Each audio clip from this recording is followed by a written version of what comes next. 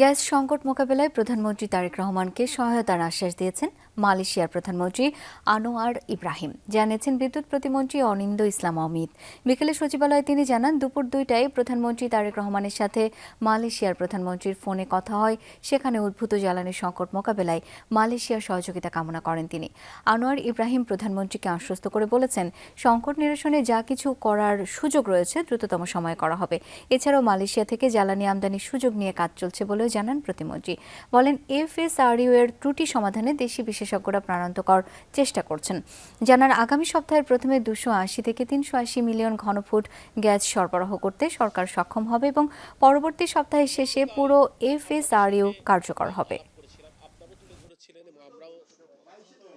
জনাব আনোয়ার ইব্রাহিম মাননীয় প্রধানমন্ত্রীকে আশ্বস্ত করেছেন তার তরফ থেকে এবং তার দেশের তরফ থেকে এই সংকট নিরসনে যা কিছু করার সুযোগ রয়েছেন তিনি দ্রুততম সময়ের মধ্যে তার টিমের সাথে কথা বলবেন, সংশ্লিষ্ট মন্ত্রণালয়ের সাথে কথা বলে মাননীয় প্রধানমন্ত্রীকে অবহিত করবেন।